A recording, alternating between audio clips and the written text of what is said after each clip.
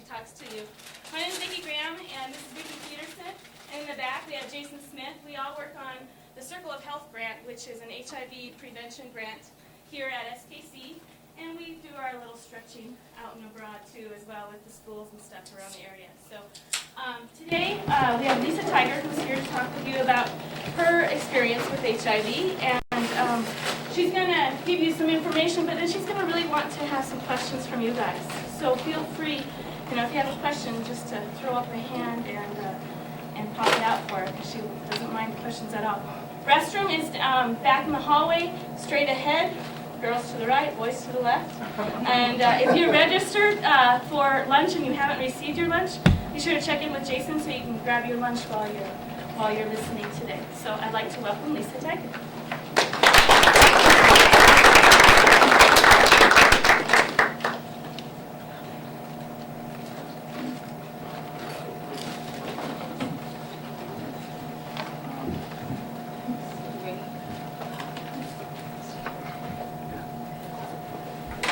Hi, I was asked to speak at the National Women, Girls, and AIDS Summit. It was the first annual this year in Washington, D.C., and they told me to prepare a 6-minute speech. And I said, 6 minutes? What can I say in 6 minutes? And then as I started writing it, I thought, wow, you can really say a lot in 6 minutes, because usually I just go on and on and on and on. So I'm gonna read you that. So and then we'll go from there. Oh, wrong page. My name is Lisa Tiger. I'm an enrolled tribal member of the Muskogee Creek Nation. I was born and raised in Muskogee, Oklahoma. When my father asked my mom to marry him, he assured her that she'd have nothing to worry about because he had $1 million hand. He was a talented artist who was able to make a living at a time when very few Indian artists could. In 1967, when he was 26 years old, he died of an accidental self-inflicted gunshot wound. I was 2.5 years old. My mother was 24, my sister Dana was 5, and my baby brother Chris was only 2 weeks old.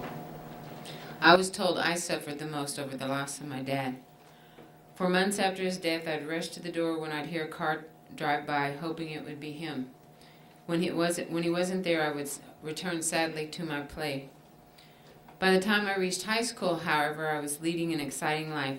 I was a Class 1 gymnast, head cheerleader, football homecoming queen, voted most talented in my senior class, Oklahoma, Texas, and Kansas State arm wrestling champion, head coach of the Muskogee Boxing Club, and I graduated a virgin. In 1990, I was called to the hospital where I had to identify my 22-year-old brother's body.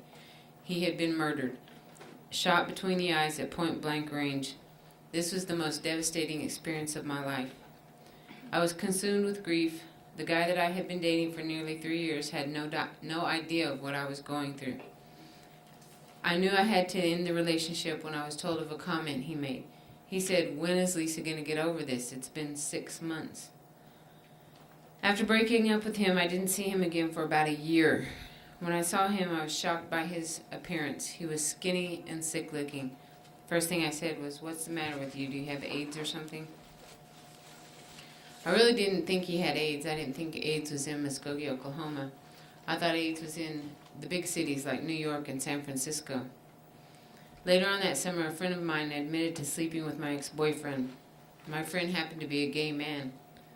I had donated blood to the Red Cross in 1988, and I had always remembered a question that they asked me: have you ever had sex with a man who's had sex with a man? In 1988, I thought I could honestly answer that question, no. In 1992, I had to answer, yes, I have had sex with a man who's had sex with a man. I decided to get tested for HIV. We were all shocked when the test came back positive. Because of my brother's death, testing HIV positive was not as devastating as it might have been for somebody else. I looked at it as an opportunity to enjoy life again, even without my brother. I felt like I would be with him again someday, and maybe sooner than I thought. 3 weeks after my diagnosis, Cherokee Nation Principal Chief Wilma Mankiller held a press conference. We announced my status and my willingness to share my story. The next day, my HIV status was headline news across Oklahoma. The first question I had for my AIDS doctor was, does this mean I won't be able to have children? I've always wanted to have children. He told me, don't let AIDS prevent you from living your life. If you want to have children, then have children. In 1992, the chances of an infected woman passing her virus on to her child was 15 to 30%. I have been doing AIDS education since learning I was infected. I've given over 1,000 presentations at colleges, conferences, national rallies, and Indian reservations.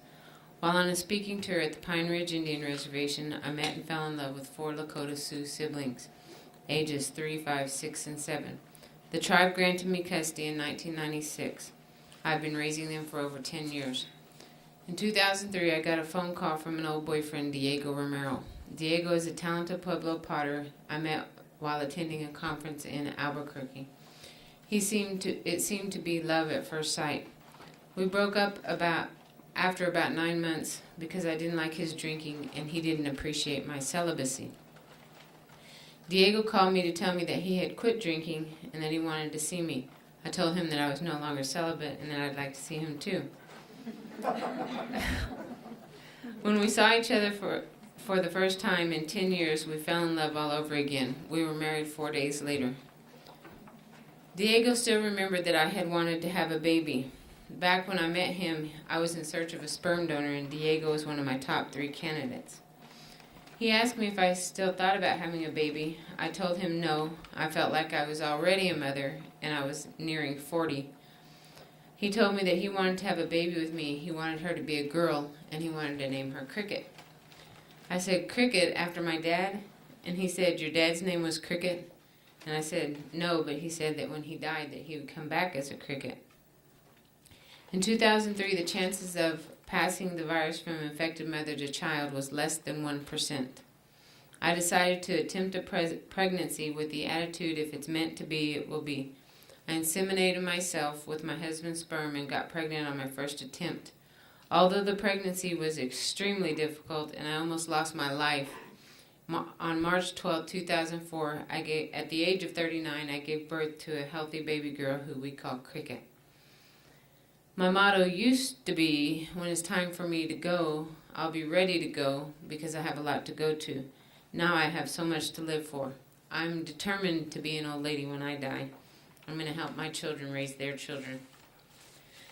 And that's the speech that I prepared, and it kind of goes through everything because, like I said, I have the tendency to ramble on.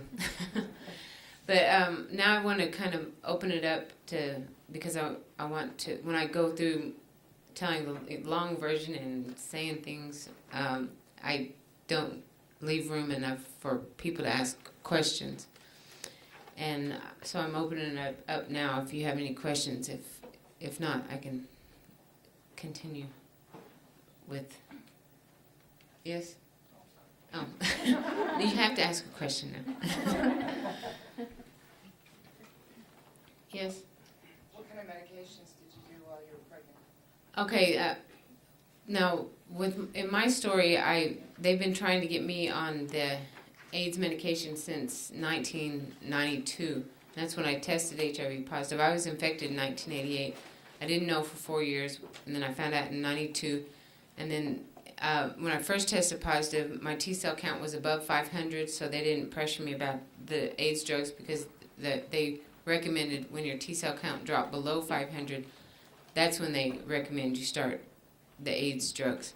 So mine stayed above 500 and didn't drop below until December of 1992, and that's when they started putting the pressure on me.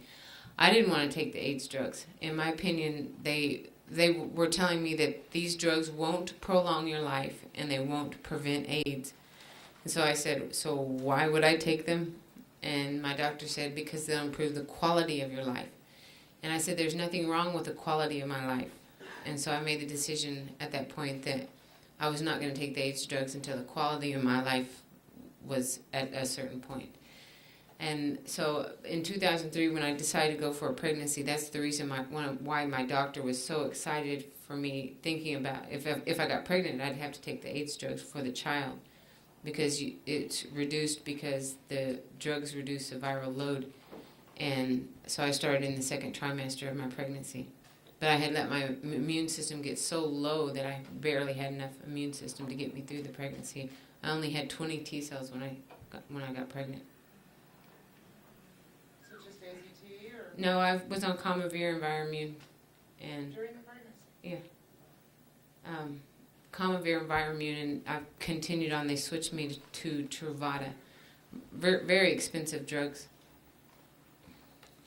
But I'm at an income level right now where I qualify for Ryan White monies. And but pretty soon, if we're moved up into another bracket, it's going to be, I won't be qualified anymore. So it'll be a new problem to consider.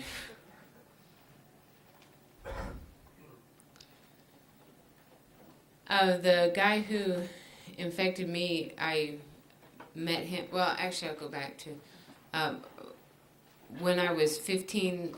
I heard that the average age a person had sex for the first time was 16, and I decided at that point that I was going to graduate a virgin because I didn't feel like high school was a place for sex for a number of reasons. I didn't like. I told my mom everything, and it's not something that I could see myself telling my mom, "Hey, Mom, I want to have sex." But so I decided that I would graduate a virgin and that I wouldn't drink while I was in high school. And then after I quit, after I got out of high school, I met my goal and everything was fine. But when I was 18, the legal drinking age was 18, so I started drinking beer and partying with my friends like the average teenager does. And then it kind of got away with me. And then when I was 20 years old, that I lost my virginity when I was drunk and passed out and somebody had sex with me. And that's the reason I quit drinking. And then I started, I tell people now that I wish that I would have known about Alcoholics Anonymous because it was a very lonely time making the decision not to drink when all the friends you've been hanging around with for the past 2, almost 3 years were your drinking friends, and then you're just left all alone. And I actually got through that process by myself, and it was very lonely to go through that.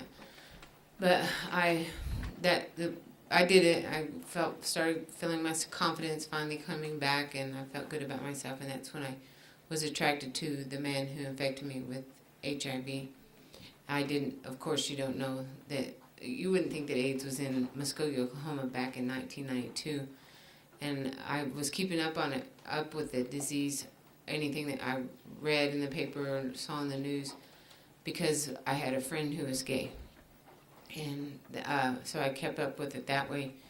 But I didn't know that he was infected, but he did know he was infected. And he knew before we ever even got together that he was infected with this disease. So that was pretty tough to deal with. He was actually in the hospital with pneumocystis carinii pneumonia when I tested HIV positive. When I got my results, that's where he was, in the hospital. And back then in 1992, the average life expectancy was 2 years when you had advanced AIDS or full-blown AIDS like he did. But he ended up living from 92 for 8 years after that. And he ended up dying in I think it was year 2000. And he infected a lot of people. My doctor said she treats like 6 women that he's infected. So, people they have different attitudes about this disease. Some people are reckless and, think they might be infected, but they aren't going to go out and get tested. They're not responsible enough. Like me, I thought the test was going to come back negative, and then I was just being careful. So it was a big surprise to anybody who knew me, because I didn't sleep around. That's why I quit drinking, because I didn't want that to happen to me. I realized that a girl who's been drinking is not safe around guys who've been drinking. They'll take any chance if they think you've had too much to drink to make an advance on you. I didn't want that to happen to me. But anyway, I was wanting to open this up and get your questions, but if you don't have any, I guess yes? I just saw in the news yesterday that they arrested some guy he's got HIV and AIDS, and he was, they said purposefully infecting people. Are you involved in like the legal aspect of it, or have an opinion on it? Well, when the guy who infected me, he was in the hospital, and then his sister called me, and she was going to be the responsible one and tell me. She said, "I need to talk to you. Can you meet me for lunch?" And I said, "It's about Ronnie, right?" And she said, "Yes." And I said, "He has AIDS, doesn't he?" And she said, "How would you know that?" And I said, "Well, because I got tested and I have HIV." And she said, "Well, why did you go get tested?" And I said, "Because I found out that he was sleeping with my best friend who's gay." And she said, "Oh, you know," and that was very upsetting, of course. And she said, "You're not going to tell anybody, are you?" And I said, "Of course not." My lips are sealed. But but she, but then she said, I said, "Well, is he going to die?" And she said, "I think so." And then my heart went out to her because I'm a sister who lost her brother. And I know what it's like to lose a brother. So I didn't tell her that I was very angry because I found out that I found out that in his medical records it showed that he was tested before I think it was 1988 he was tested. So he knew the whole time we were together. And so I was angry about that, but I didn't want to tell her that because I didn't want her to know that about her brother who's about to die. Then a couple of weeks later, I see him driving downtown, and I turn and look and I said, "I thought he was supposed to be dead." And then, so I'm sitting thinking, what do I do now? I thought, and he didn't look skinny and sick like the time I'd seen him before. He looked perfectly healthy. You could not tell that there's anything wrong with the man. So it frightened me enough that I called the police and reported that what had happened, and they did an investigation. They said, yeah, he knew. We tracked down a girl that he infected, that she told him that she was infected and that he was the only one that could have infected her. And he got tested twice, but there's absolutely nothing that we can do criminally because in the state of Oklahoma, there's a law that says if you knowingly have HIV or AIDS and intentionally try to infect somebody, it's a felony punishable by 2 years in prison, but you can't prove intent. They said, we just can't prove intent unless he told you. So there's absolutely nothing you can do. Did you ever have contact with him afterwards? Did you ever talk to him after? I didn't talk to him until there's a friend of mine that he dated before I dated him, and we were friends. And when I tested HIV positive, I told her she needed to get tested for HIV, and she told me that her test came back negative. But then I popped into my doctor's office one time unannounced, and she was in there, and so I saw her, and I thought, oh my God, I was a little irritated with her up until that point because I thought, okay, she didn't get HIV, and I did, and now she never calls me to see how I'm doing, just because she got lucky and didn't get infected with this disease. And so I was a little irritated with her by that, but then I see her in my doctor's office, and I thought, oh my God, she had it. And then, so I didn't want to make her feel uncomfortable, but she asked me to come out in the hall and talk to her, and she said that she not only had HIV, but she had full-blown AIDS, and that, she hadn't been dealing with it all, and the reason she lied to me was because, a week or so after I tested positive, I'm on the front page of the Muskogee Phoenix saying, I'm ready to do AIDS education, get out there and stop the spread of this disease, and she was afraid that I would try to make her take that attitude, and she just didn't know how to deal with it, and she didn't want me to know. So she apologized and everything, and of course I feel that if she wasn't so ashamed of it, I think she might still be alive if she weren't so ashamed of it. So when she died, I thought I'm going to be the one to call him and tell him that she's dead. And, I don't want to hear it from anybody but me. And so I called him up, and he answered the phone, and I said, Haley's dead. And he said, oh. And then, of course it's very uncomfortable for him. But he said, I didn't mean to do that to you guys. Okay. So that was the only contact that I ever had with him afterwards. What you're talking about is a hard situation because I work for an HIV/AIDS organization. Mm-hmm. We have people who I know that are positive and they're all having sex with people, unprotected and stuff. It's a very hard issue to deal with because of the confidentiality. How do you what do you do? Mm-hmm. And what are your feelings about that? Well, I I have different feelings because the guy who infected me, I told you that he cheated with my best friend who's a gay man. And my best friend is very, I guess you'd say, promiscuous because he'll sleep with anybody that will sleep with him. But the thing about it is that he used to joke saying that he's a pitcher, not a catcher. So he'll perform anal sex on somebody, but he won't let them do him. And when he was with my ex-boyfriend, he did oral sex. And so he wasn't infected with HIV. And so that was in 92. And then a lot has happened since then. And like last year, he comes to me and tells me that he's now infected with HIV, you know, after all that. And what it was that got him infected is a breakup of a relationship. You know how serious young people or people in general take up the breakup of a relationship. So he had that, and he started using that meth that we're hearing so much about. So with methamphetamines and heartbreak, he goes out there and does something that he absolutely didn't like to do.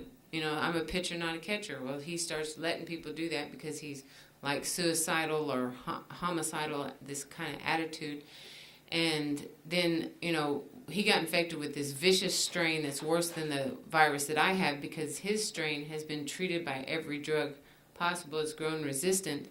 And, you know, I'm sitting here when he's telling me this story, I thought, God, you know, I'm thinking that bastard, whoever, you know, did that to him, knew when he was doing that kind of sex that he had it and infected you. And that was my attitude. And then the next time he came to visit, I said, well, you're being careful with other people that you have sex with now that you have this disease, aren't you? And he said, if they're dumb enough to have sex with me, then it's not my problem. And so, you know, that was the attitude. And then I started thinking about it. I thought, well, now let me reevaluate my opinion on the guy who infected him. Maybe this guy's thinking, if he's dumb enough to let me stick it in, then he must already have it. You know, so I don't know what my opinion on I guess I'll tell you what my opinion is on it. It is my individual responsibility to protect myself, nobody else's. You have to go out there, and if you're going to engage in any kind of sex with anybody, you've got to assume that they might have something, and how are you going to protect yourself against it? It's your individual responsibility. And then you know, you're at fault. You know, I'm telling you here today. We're telling you that there's people out there that are going to say, if you're dumb enough to have sex with me, then it's on you. You know, I could have that attitude. If you're dumb enough to have sex with me, then that's your problem. You know, but I don't personally feel that way, but I do believe that it is your responsibility to protect yourself. So it's a tough one. I mean, and then you're in that situation that, you know, you've heard the attitude, if I'm going to die, I'm going to take as many people with me as I can. Yes? It's just my opinion, but I think it's not right for it not to be put out there about people who are known with AIDS. Like we should have a big plus sign on our foreheads? You know how we have people who get out that are sex offenders and stuff like that? Uh-huh. To me, it should be out there. It should be known that. Well, that might be okay if everybody were if we were a compassionate and accepting society. But the only reason, to me, my attitude, my opinion on it would be, you just have to assume everybody's infected. I mean, if we were made to wear, like the Jewish in the Holocaust were made to wear that, you know, their symbol, you know, it would be only to persecute them. Would be the only attitude. I mean, so you just have to, you should change your attitude to say, I'm just going to assume everybody has it, and that's how I'm going to protect myself. If I decide to have sex with you, you, by God, are going to wear a condom because you might have this disease. And so, you know, I disagree that I don't think that it should you should be forced to do anything. I would encourage people who have HIV not to be so ashamed of it. What can you do about it? I mean, I tested HIV positive. I can't change that. Nobody's going to make me ashamed of it. I'll tell you. I'll tell anybody. You know, I have this, not only do I have HIV, but since 1999, I have AIDS. I don't care if you don't like it, that I have it. It doesn't, doesn't bother me a bit if anybody knows it. If I was a tattooing type person, I would put HIV positive on my arm. I don't give a crap if anybody knows, but there's other people who they would be devastated if somebody knew. So, no, we just have to become a more compassionate society before we could make something like that known.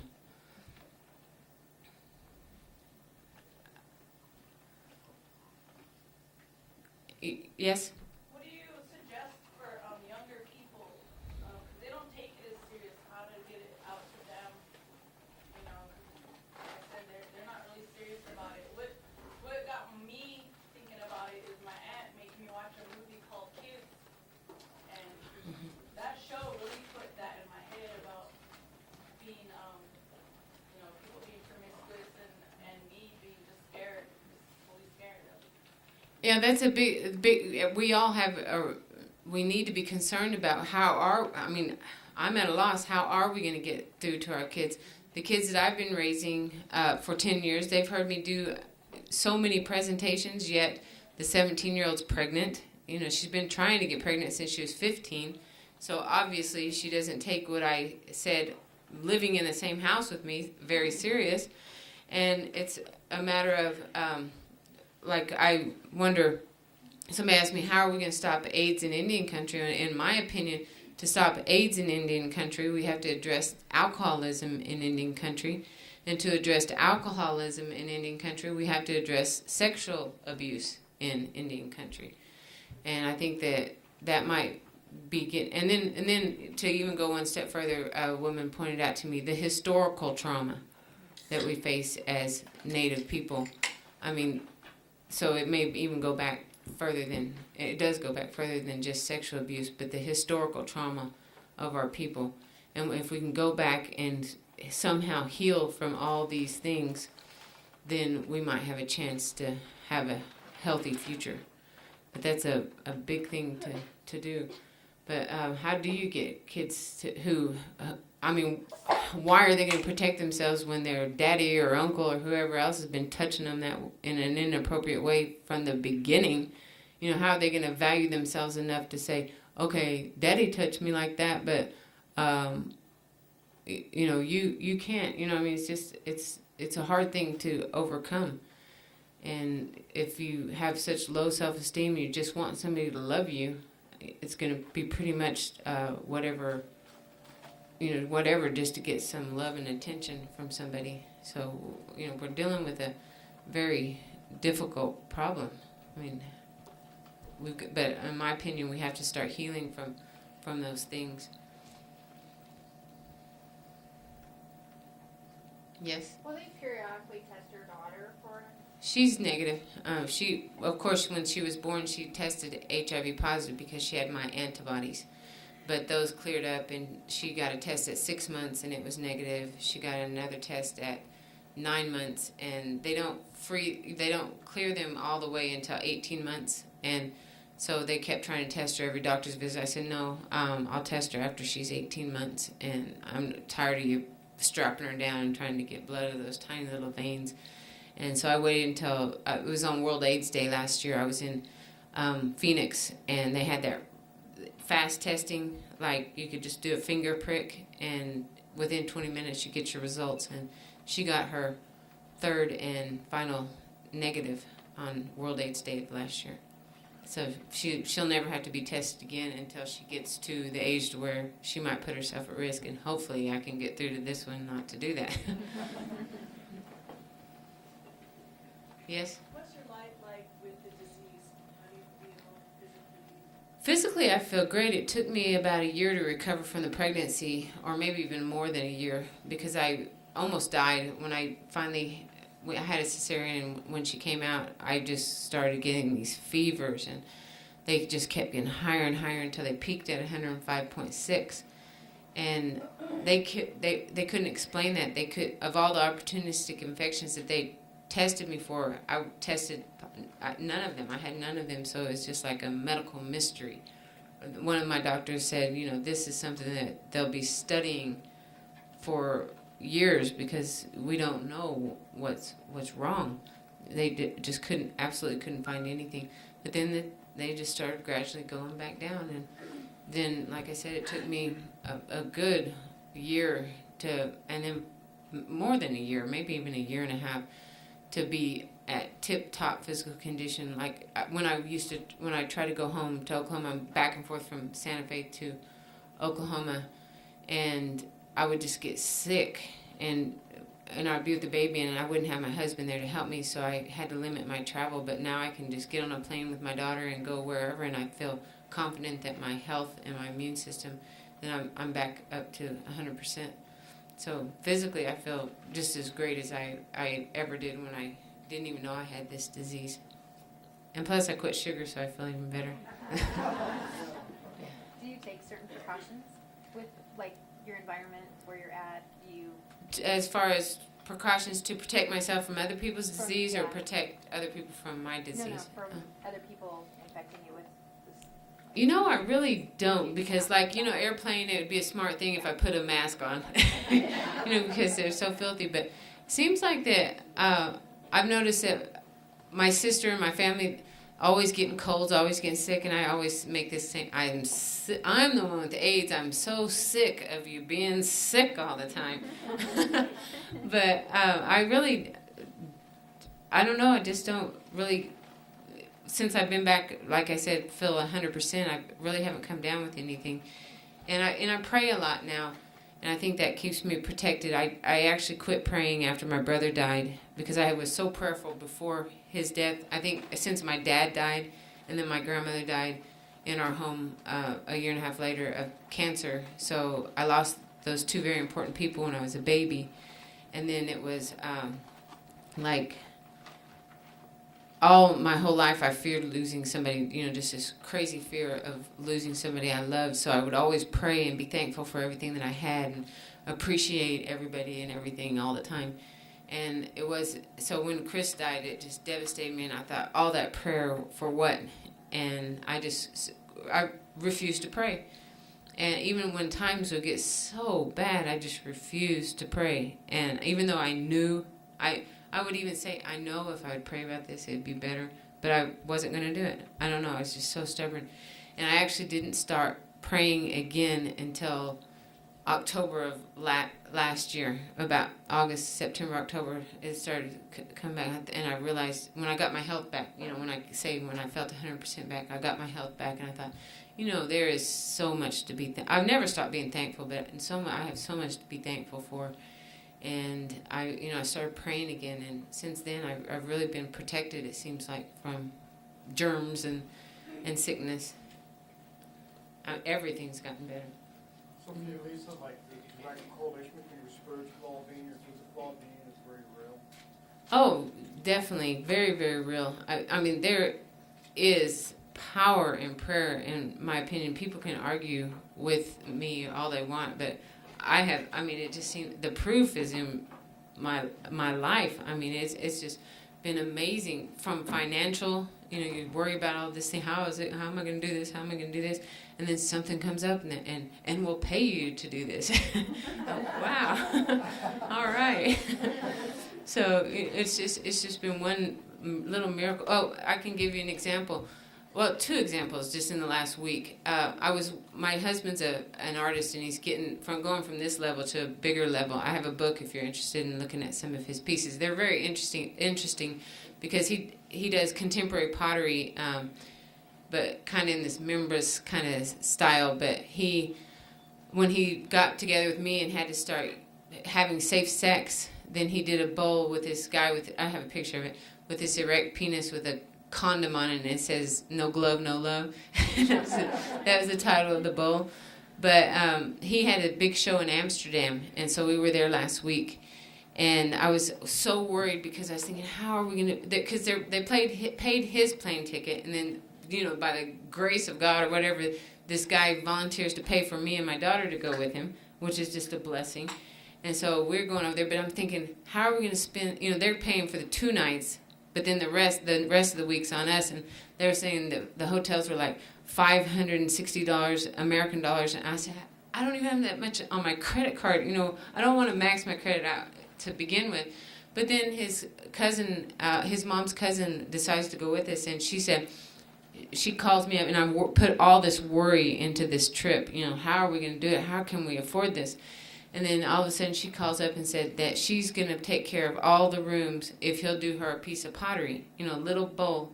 And it's a good deal for her, and it's a great deal for us. So it took care of itself. All this worry was for nothing.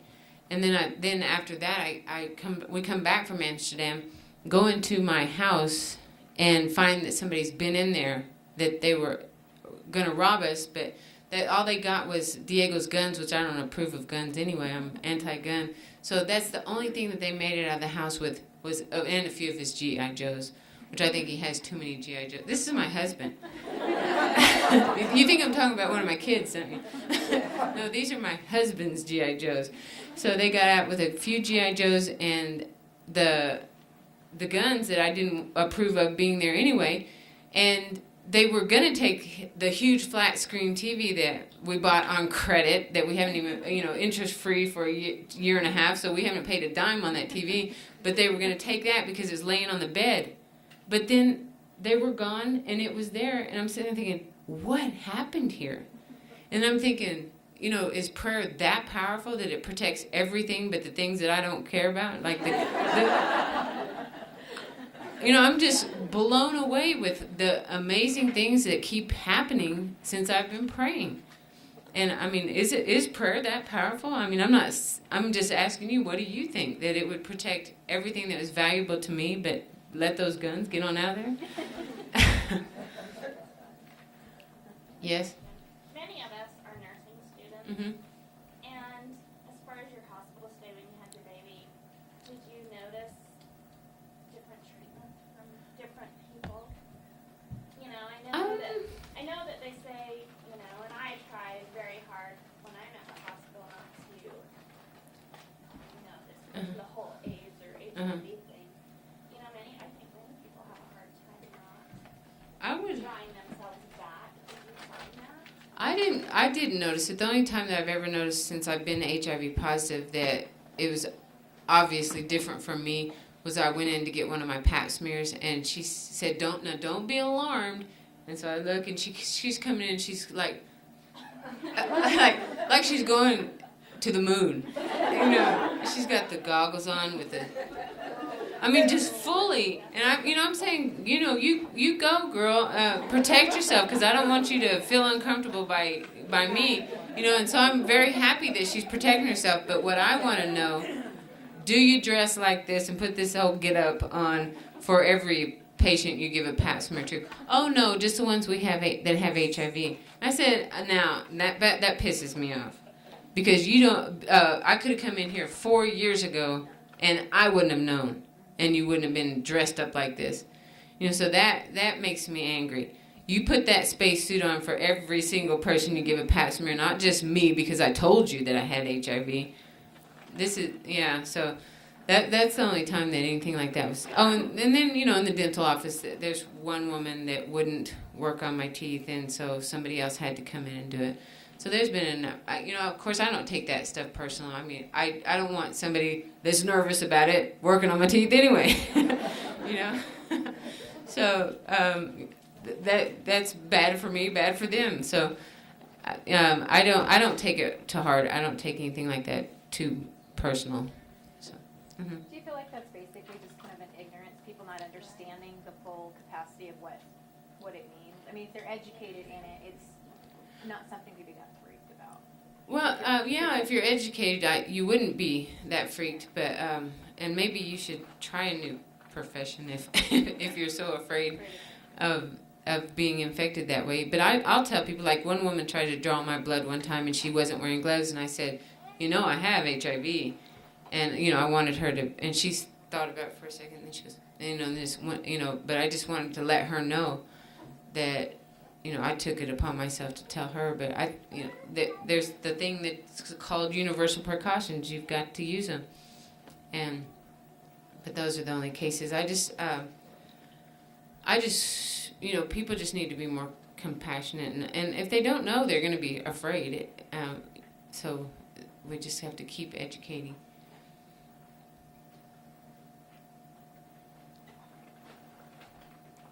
Maybe I should have gone through the long version of my story. Yes. Do you know anything about current, because I don't really know, I'm not a nursing student, current statistics on HIV and AIDS in the population? When I was at that summit, that Women, Girls, and AIDS Summit, it was shocked me that they said that 1 in every 164 black women had HIV. And I thought, wow. Was that in the United States? I don't know. Yeah, is it? I think so. Okay, 1 in every, I guess so, because it wouldn't have amazed me so much if it had been worldwide. But 1 in every 164 black women had HIV, and I was just like, oh my God. And it goes up exactly with the number of black men in prison. So, that's how it's increasing. But then you have to go back and think, for every bad statistic for the minority or the average community, it's way worse for Native Americans. So it's going to hit us, and it's going to hit us hard. But, this disease goes 7 to 12 years before you would, it takes that long for it to debilitate your immune system. So you're not even going to know. You're going to feel perfectly healthy. Well, if I had that disease, I would know, but you don't know. I wouldn't have known that there was anything wrong with me from the time I was infected in 1988 until I would have finally started thinking there was something wrong in 2003. So that was how many years? 16 years? So for 16 years, I would have had no reason to suspect that there was anything wrong. And if I hadn't been tested, I just simply wouldn't have known. But in 2003, I started feeling my immune system going. It was gone. And with 20 T cells, you don't have an immune system. So, but it wasn't until then. And I still hadn't been hospitalized. I hadn't gotten an opportunistic infection. So that's pretty scary. And you can't. And another thing that scares the kids is you can't tell by looking who has HIV. I used to think, well, just stay away from the skinny, sick-looking people. But any other questions? Then I'll tell you some amusing things. Back in '93, I dated my husband that I'm married to. We started dating. I met him through a mutual friend, and we just kind of fell for each other right off. We were very much attracted to each other. But the night that I met him, I told him 2 things. I have HIV, and I'm celibate.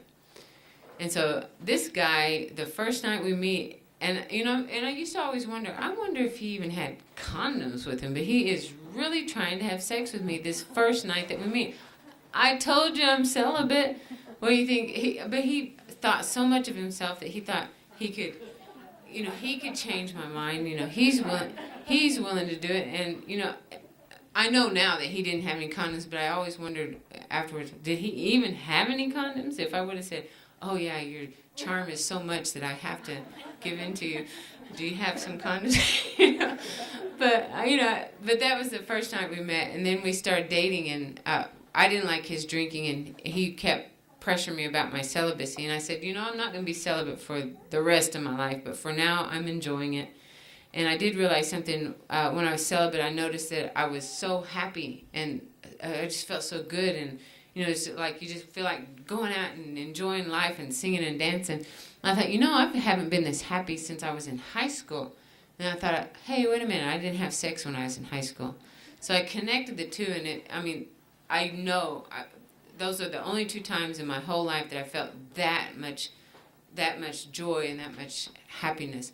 So they were connected. And so I was going through this period, enjoying this celibacy when I was dating Diego. And then he thought he could get me to go to bed with him some way or another. He would come at me with different things. Well, how am I supposed to express my love for you if I can't make love to you? And I would say, you're an artist, be creative. And then he'd come at me with a different, next time I see him, it'd be a different approach. God, you make me feel so unattractive. And I would say, it sounds to me like you're having self-esteem issues. What I always do is exercise. That always makes me feel better. Maybe you should join the gym. And so then that approach didn't work. Then he would come at me with another, this one's always good. Well, if you're not going to do that, can you do something else? And I said, well, God gave you 2 hands, use them. So I was just totally uncooperative with this guy, but he just kept coming with the approaches. And here's a nice one. Lisa, I've thought about it, and I love you. And if you don't ever want to have sex, then I love you, and I'm going to be with you for the rest of your life. And I said, oh, that's so sweet. And he's going, damn. He thought for sure that one would work. And I found out now that I'm married to him, he said he got together with his brother, and his brother said, did you try this? A crazy guy. And then the final one that he tried is so amusing. I was on the phone talking to him, and he said, I've been thinking about it, and I've decided that if you'll have sex with me, I'll quit drinking. And I said, see, the whole drinking thing was a problem for me anyway, because I go around and lecture about the evils of alcoholism and how it killed my dad, it killed my brother, and I hate it. And so I told him, I said, you drink? And I said, I don't think I can be with you because I do all these lectures on the evils of alcoholism, and then if I dated somebody who drank, I would be a hypocrite. And he goes, oh, no. You're only a hypocrite if you talk about not drinking and then you yourself drink. You can date somebody who drinks. I said, I don't know. I'll have to think about this one. And so I thought about it, and I thought, okay, you do what you want when I'm not around, but if you want to see me when I come around, no alcohol. That's all there is to it. So that was where the final, I'll quit drinking if you have sex with me. And then I said, I'll tell you what, Diego, you quit drinking for a year, and I'll have sex with you then. And he said, he's silent, and he goes, you won't do it, I'll quit drinking for nothing. I said, you're probably right, just like you wouldn't quit drinking if I had sex with you. So, but now he tells me he was serious, that if I would have had sex with him, he really would have quit drinking. And I just think, oh, you crazy guy. But when he, he did that, he loved alcohol. He even told his girlfriend after me that, as we can stay together as long as you don't ever ask me to quit drinking. So I think, how crazy. But anyway, he finally he realized he lost that girlfriend. She's a wonderful woman because of his drinking, and some other things happened. And then he decided he just couldn't do it anymore. He wanted to try a life sober, and that's when he called me and said that he quit drinking. And the rest is wonderful. He's a wonderful man. He's not that crazy guy that's just trying to get into your pants.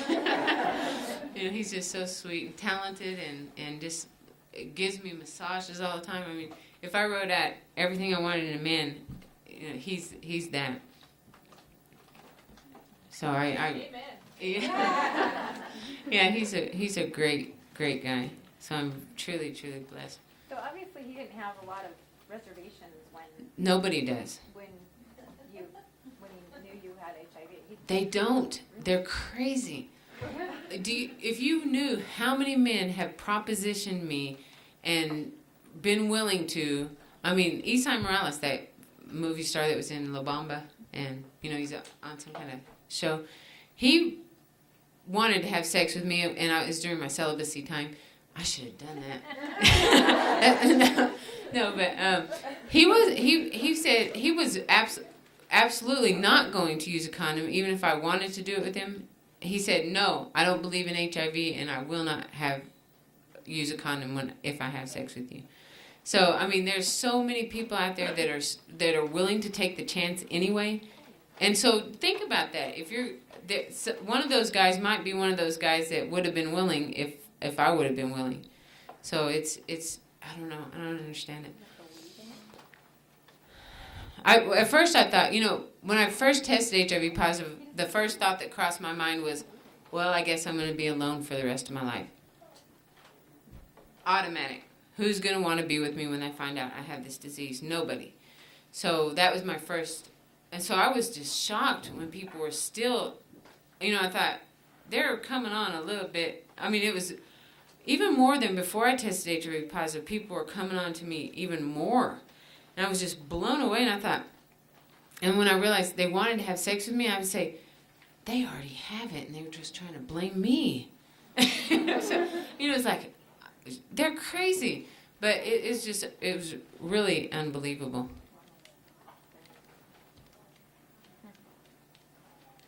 I mean, I don't know, and these are adults, like we talk about the kids. How do we get the kids to listen to this and be more aware and be protective of themselves? But I'm talking about adults here. One guy told me, he said he wanted to have a sexual relationship with me, and he told me that he would feel safer having a sexual relationship with me than he would with somebody else that didn't have HIV. And I said, how would you feel safer? And he said, because with you, I would be sure to use a condom, but with somebody else, I'd be tempted not to, not knowing. And so that made sense to me, but still, and like Diego always says, see, don't you wish you would have just had sex with me back then? We could have had all, so many babies and all this stuff. And I said, well, don't you wish you would have waited if you would have had a little bit more patience? So we can go back and forth on that all you want. But he does bring that up quite often. Don't you wish you just would have done it back then? He's so crazy. But, it wouldn't matter, no matter how much pressure, and he's by far the one who put in the most time and pressured me the most. But none of that was going to matter to me because I wasn't going to, I'm not the kind of person who gives in to somebody who begs or pressures me. I'm not going to do it until I want to do it, and not 1 second before then, no matter how bad or how sad or how angry it makes you. It's when I want to do it. And so, that was that. I really felt sad for girls back in that time because I thought, I know how the average person would respond to that because they care about you. They're going to feel guilty. They're going to feel like this is all my fault. But it made me angry because I thought I got to get out there and reach those girls. And I actually, because of that situation where I knew what the typical response would be to feel sad or feel really bad by the way you were making him feel, that it made me it did just the opposite. I decided to go out and have my sister design a t-shirt, celebrate celibacy. By God, you're not going to pressure me or make me feel bad into doing something that I don't want to do or not ready to do. And so it just worked just the opposite. But I wish, the other girls were like that and didn't give in. If you could go back with everything that you have now, would you change it? Back to where? Back to before you got your disease? I was saying back to keep my daddy from getting killed or... that's, well, I don't want HIV anymore. When I tested HIV positive, it was kind of like my little security of getting out of this painful life because I've suffered in my life. Not only with the stuff I read about in my speech, but I suffer from Parkinson's disease, which is totally unrelated to HIV. And so, I have all these issues that I've suffered in this lifetime.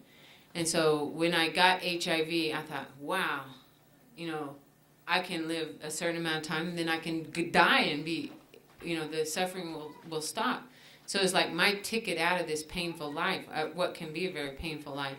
So one time this doctor even told me, Lisa, I don't want you to get your hopes up, but you need to ask your doctor if you got a PCR test because there's a possibility that you might not have the disease. Don't get your hopes up, and so I was sitting there thinking, and when he told me that, instead of saying, oh, thank God there might be hope that I don't have this disease, I was thinking, oh my God, they're going to take HIV away from me?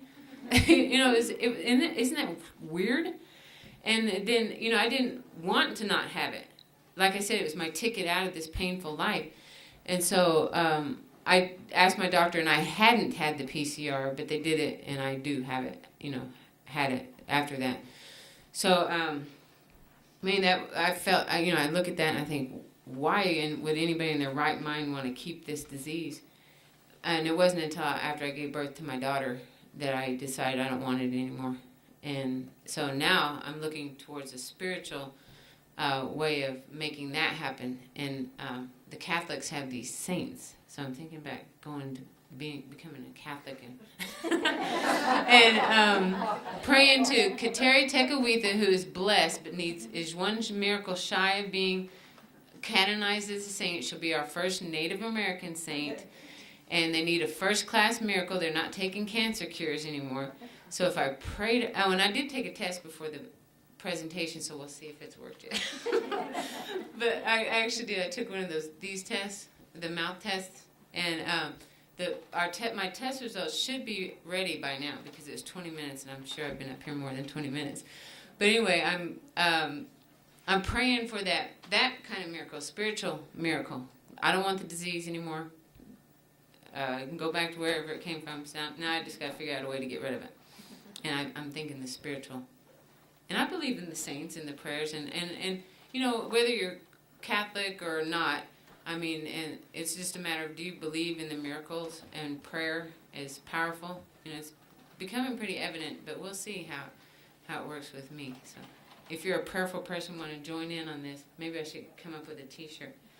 If you can think of any good ideas to get people, I figured the more people praying for a certain thing is the more likely. But I feel kind of selfish praying for myself all the time. So so I got to get other people that are interested. So I'm going to go to that conference. They're having their 67th annual conference this year. But I'm not a Catholic yet, so I'm going to wait till next year. Plus, I have another speech in Tucson during that time. So, but next year, I'm going to go there and I'm going to say, you guys got to pray because this will be your first-class miracle. You've been praying 67 years with this conference. Let's do this now.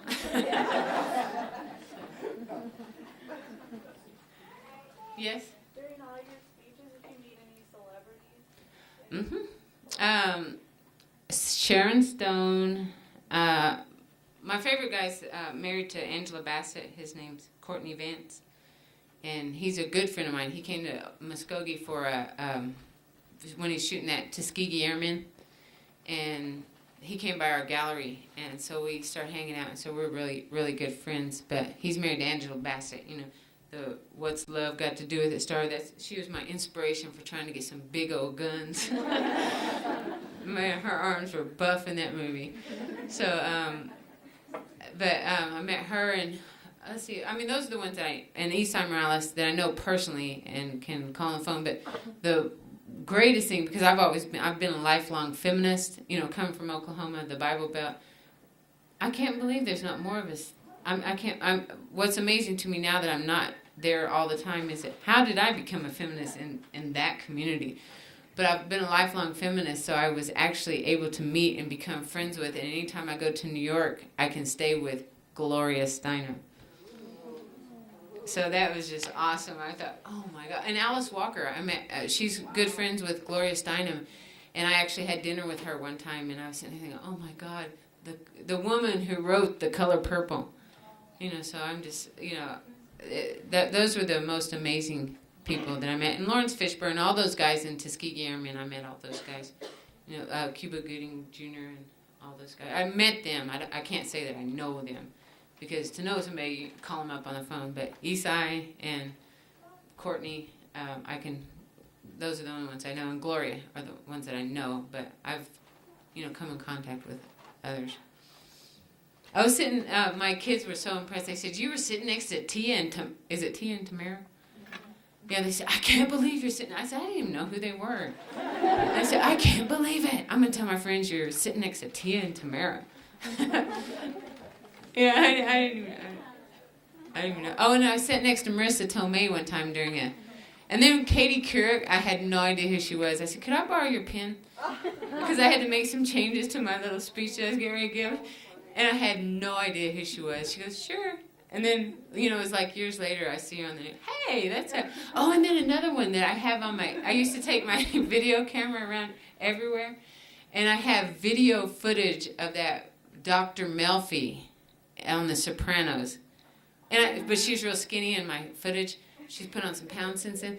But I thought, oh my God, that's Dr. Melfi. I was standing there talking to Dr. Melfi. And, you know, I'm sitting there having a conversation and somebody else is filming us on my home video camera. And that was at the presidential inauguration. And I was sitting there just carrying on a conversation. Completely left my mind until I was watching that this year. I thought, oh my God.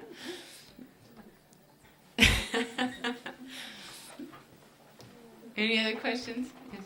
So after you found out you were in February, what were some of the reasons you wanted to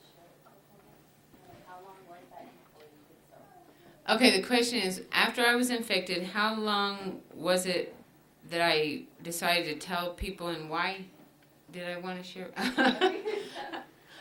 so what were some of the reasons you wanted to share with the public and why, or how long did you think that happened? Okay, the main reason I wanted to share my experiences with anybody who would listen was because I didn't want somebody else. If somebody would have shared something like that with me in Muskogee, Oklahoma, I would have been more careful. I would have been the one person who would have listened. And I wanted to give somebody else that opportunity so listen, this happened to me, it can happen to you. I wanted to give somebody else the opportunity that I didn't have. And then as far as I just started blabbing my mouth from day one. My mom, the day I found out, I started calling my friends, guess what? I tested HIV positive, and my mom calls me aside and she said, Lisa, what are you doing? I said, what are you talking about? And she goes, if you tell people, you'll never be able to take it back. And I said, take it back? Take what back? So for some reason I was just never ashamed of this. It was just like something that happened. Like in Amsterdam, I got hit in the head with a rotten egg. It just happened. You don't know why or, whatever, but it was just something I just wasn't ashamed of. I just started, it was easy for me to talk about. So that's why Wilma, Chief Mankiller, invited me to come to work, or she offered me a job doing consultant work through her tribe. And that's how this all started. Other people heard about me, willing to share my story. But it's just something that I got a big mouth. People say, "Oh, you have so much courage." Courage is when you do something that's difficult for you. Having a big mouth is nothing courageous about that.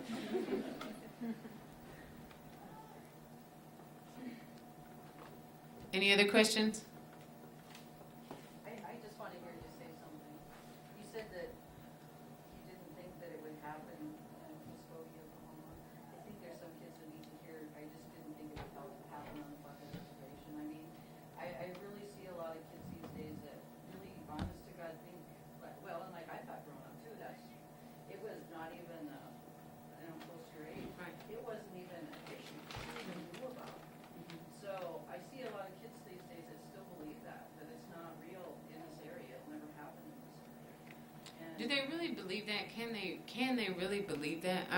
Or is it more an attitude like, so many kids are just not worried about, like when I was 13, my mom's made the comment, and I was looking at her like she's crazy. She said, it's such a shame that your dad died so young. It's such a tragedy. And I said, young? He was 26 years old. And I thought, what is she talking about? But at 13, for me to think 26 was old, now I'm 41, and I don't feel old. So, but these kids think that's old. To live to 41, they probably think she's lucky. She should be thankful. One of the things I think is a problem sometimes is the education within the school systems. We had a gal come to our microbiology class, and she talked about her experience with AIDS. Her ex-husband got it. She pushed him through until he passed. But she said that she'll try and go into some of the school systems, and boy, they fight her all the way because they think it's a sexual experience. You don't talk sexuality with kids. And what I really appreciated today is your candor.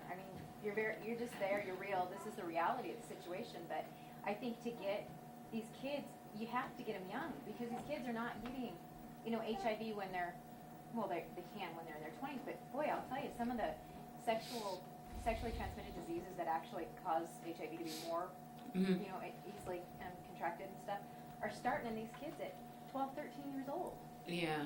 And so to me, the ability to get into an area where you can actually have a group of kids that you can teach is kind of a difficult thing, because nobody wants you to go there. That's true. It is difficult.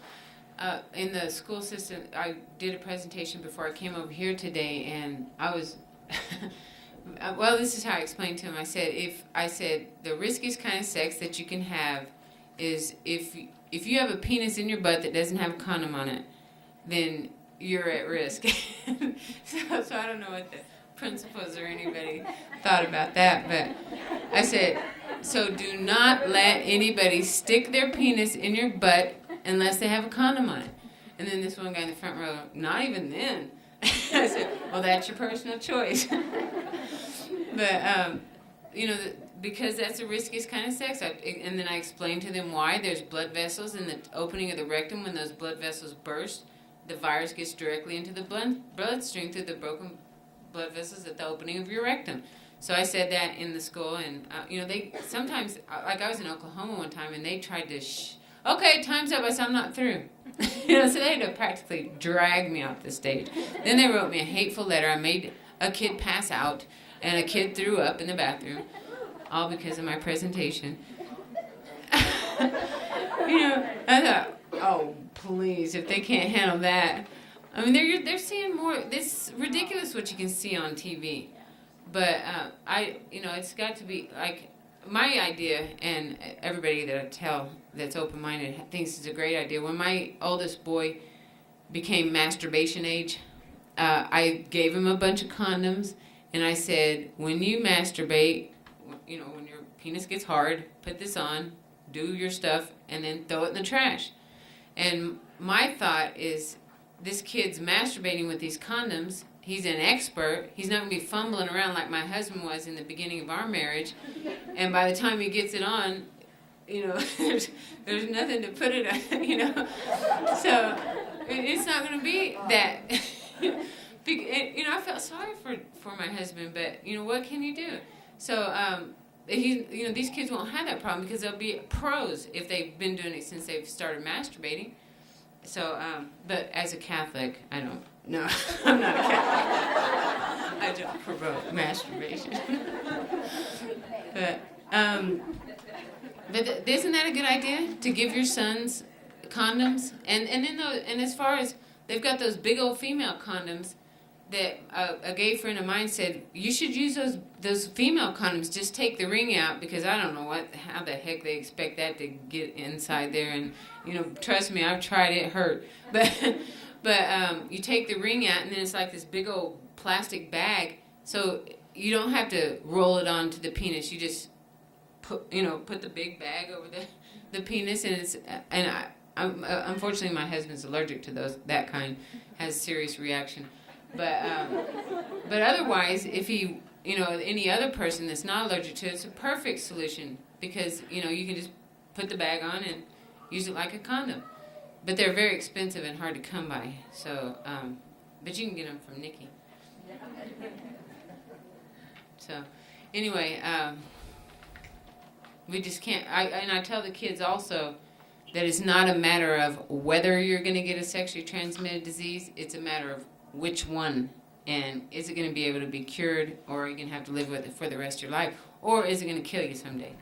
So those are your choices. It's not a matter of whether. And I also told them that 1 in every 3 people has a sexually transmitted disease. I was blown away when I heard that. I said, 1 in every 3 people. Sometimes I'll have them all stand up, every third person, and then that's just amazing to see. I said, so 1 in every 3 people who've had sex have a sexually transmitted disease.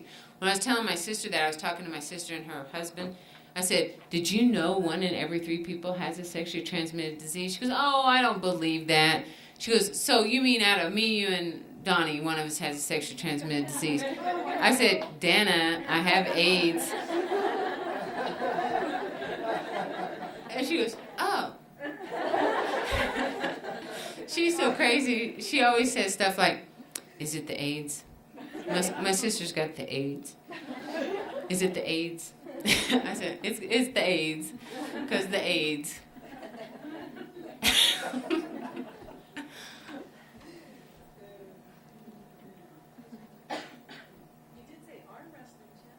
Oh, I'm lightweight champion in 3 states. My sister was heavyweight champion. Still pretty good. I haven't lifted weights except for that kid back there. Since before the pregnancy. I mean, I tried to exercise throughout the pregnancy, but I was about to die. So I got very little done. But anytime I felt at all up to it, like the day before I went into labor, I walked 2 miles the day before. So exercise is a very important part of my life. There was one time when I felt myself getting depressed, and my doctor suggested antidepressants. And I said, well, I have been slacking off on my exercise lately, so let me try that. And if that doesn't work, if I give that a good 2 weeks to a month, if that doesn't work, then I'll consider your antidepressants. It worked.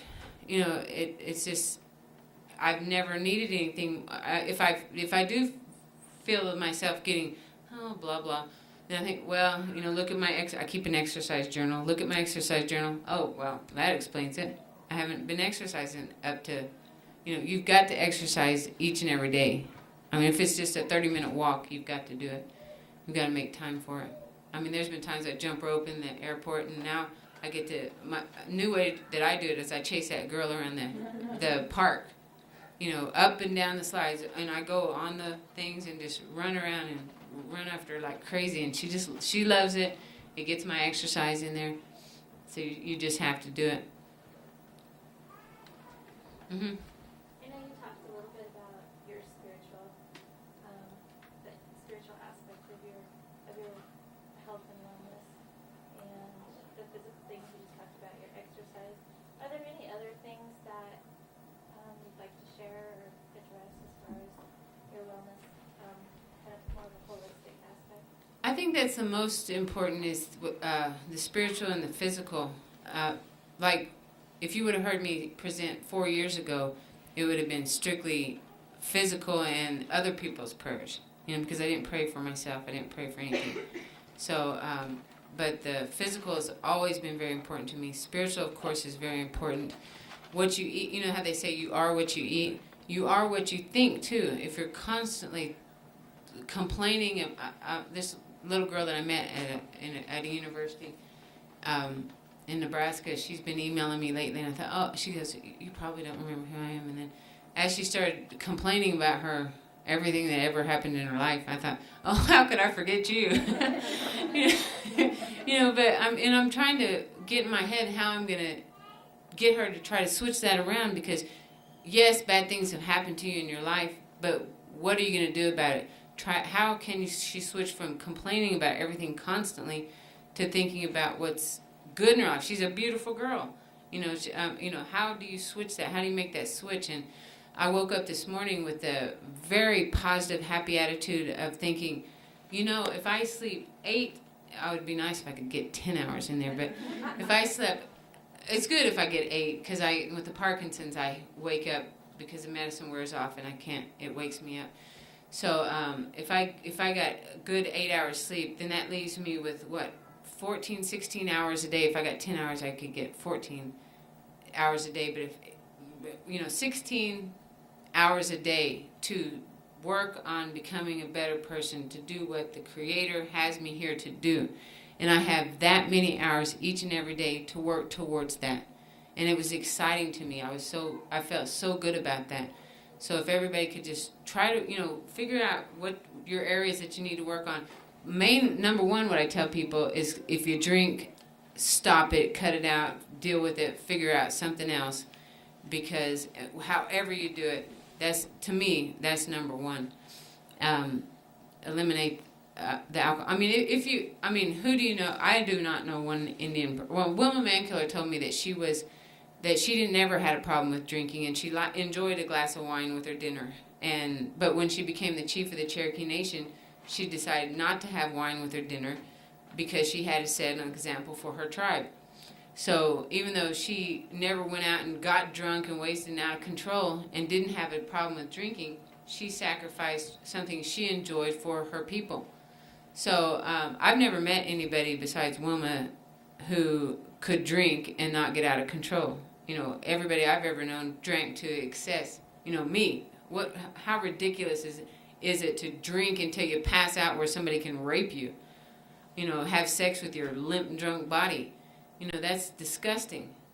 Why would I drink like that? And so, I don't know any Indian people that I know of that can drink and be in control of it. Maybe you do. I don't. But that would be the no. And then if you drink like a little bit, it always seems to get a little bit more, a little bit more, a little bit more, until all of a sudden you wake up and you have a problem. You don't want to get to that point to where it's going to be a lifelong struggle.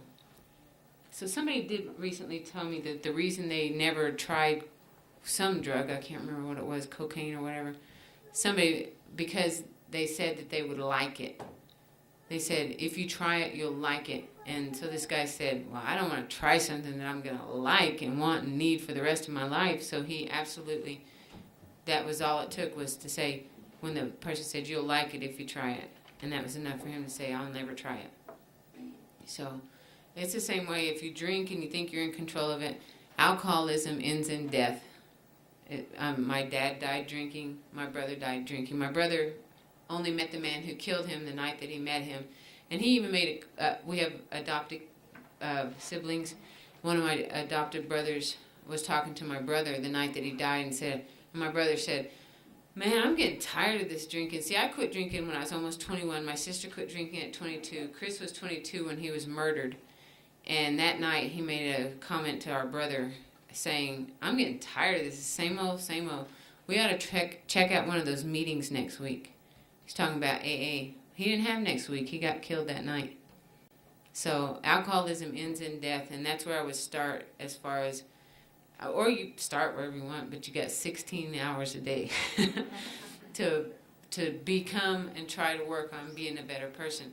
And if you believe it, I read that sugar slows the immune system down to a crawl. So me, who loves sugar, and I thought, actually how it started, a friend came over and said, she made a comment that her son would have never made it through medical school if he hadn't quit sugar. I thought, what? What's she talking about? And then I said, and then I thought, I eat so much sugar that it's unreal. What would I be like if I didn't have sugar? So I tried to quit, and I lasted like 5 days, and my husband was just eat a piece of cake.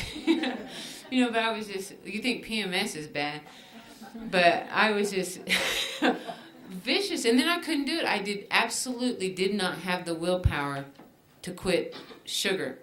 So I tried it again, didn't have the willpower, and then we have a steam room in our house, so I went in there and I used it like a sweat lodge, and I said, like the AA approach, like the 12-step program, I'm powerless, God. I said, please, just, if you don't want me to eat sugar, and especially when I read that it slows the immune system down to a crawl, I don't need to be slowing my immune system down when I have HIV. So I wanted to give up sugar for that reason. And I prayed to God, I'm powerless, I can't do it. I've tried to quit on my own, and I approached it like a 12-stepper, and the desire went away after that. It just simply went away. I slipped off the sugar wagon in Amsterdam, but got back on. Yeah. That's what I've been calling it. On the wagon, off the wagon. I was on the sugar wagon and I fell off. But I'm back on, and it's kind of, I've had little temptations. Like there's a cookie, and I thought, who's going to tell on me, Cricket? There's a cookie in the airport in Denver, and I was looking at it. I thought, is that cookie good? She goes, oh, they're delicious. It's macadamia nut. And I thought, Cricket can't tell on me. But I didn't do it. So I'm back on the sugar wagon almost a week. But you get just the reverse. When you stop sugar, you get these massive headaches, and like I said, PMS 10 times over. But then once it goes away, you get the sugar headaches the other way.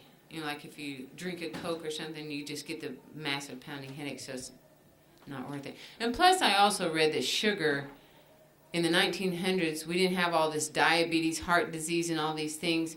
And now that the average person consumes 135 pounds of sugar a year, and in the 1900s, they only consume 5 pounds an average a year. So we've increased by 130 pounds a year each. So it's, and now we have all this diabetes and all this heart disease and all this obesity.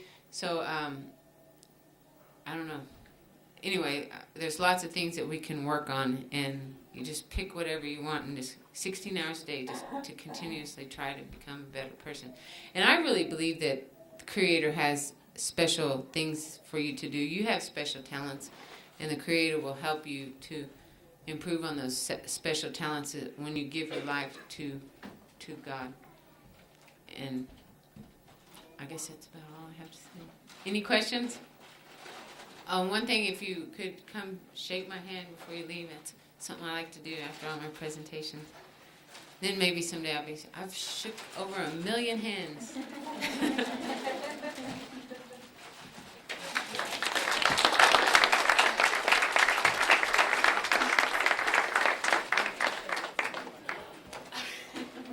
This is from SKC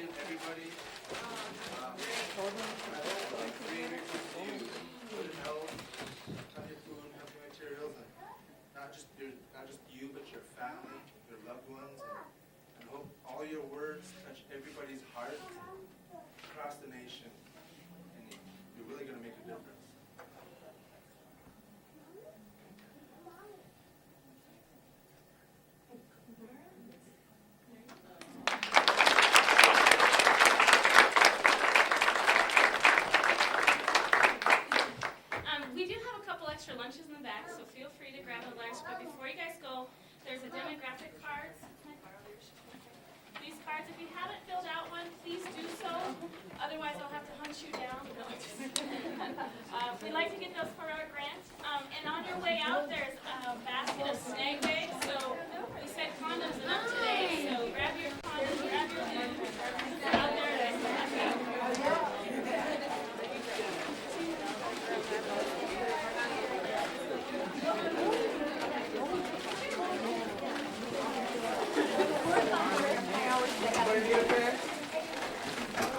What do you want us to do with them? I'll just give them to you. 10.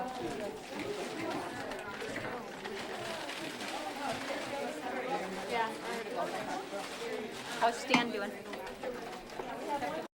Say, you know, keep us on that land, keep us on that